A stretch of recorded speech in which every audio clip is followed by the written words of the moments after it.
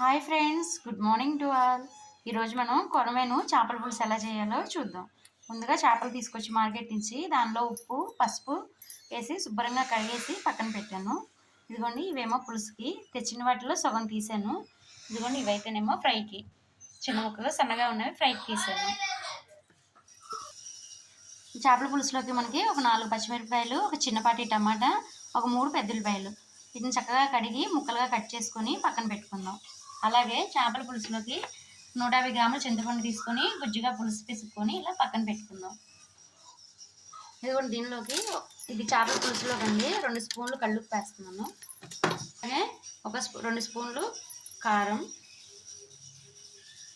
1 spoon అల్లం వెల్లుల్లిపాయ paste. దీనిలోకి ఒక 4 స్పూన్లు ఆయిల్ వేసుకుందాం. 4 స్పూన్లు ఆయిల్, ఇదిగోండి 4 స్పూన్ల ఆయిల్ వేసేసుకున్నాము. వేసుకొని చక్కగా కలిపేసుకుందాం. ఇదిగోండి, ఈ విధంగా మనం ఉప్పు కారం పసుపు అలాగే అల్లం వెల్లుల్లి పేస్ట్ ఆయిల్ కలిపేసుకొని ఒక 10 నిమిషాల పాటు పక్కన పెట్టుకుందాం. ఇప్పుడు దీనిలోకి కట్ చేసుకున్న ఆనియన్స్ అలాగే పచ్చిమిర్చి టమాటా ఇవి 3 వేసేసుకుందాం.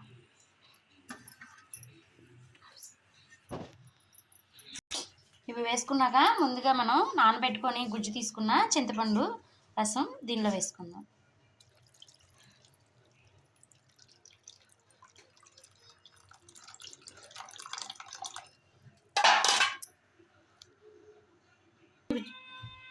ఈ విధంగా ముక్కలు మునిగేలాగా మనం పులుసు పోసుకొని ఈ విధంగా కలుపుకున్న తర్వాత మూత బోలించుకొని ఒక 10 నిమిషాలు ఇలా పక్కన పెట్టేసుకుందాం.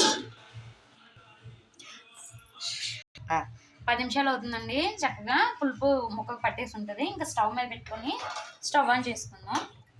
ఇది ఉడికేలాగా మనకి 20 మినిట్స్ పడుతుంది.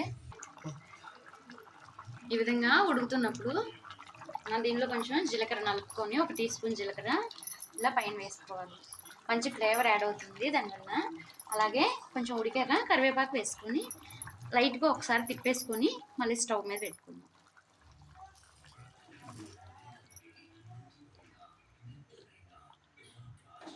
ఇంకో 10 మినిట్స్ అయితే కంప్లీట్ అవుతుంది. ఇప్పుడు ఇది పెట్టి 15 మినిట్స్ అవుతుంది. ఇంకో 10 మినిట్స్కి పూర్తిగా కంప్లీట్ అవుతుంది.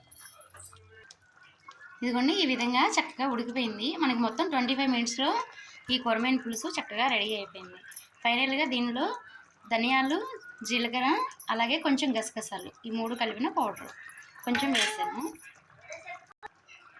ఫైనల్గా కట్ చేసి పక్కన పెట్టుకున్న కొత్తిమీర అలాగే పుదీనా వేసి స్టవ్ ఆఫ్ చేసుకుందాం.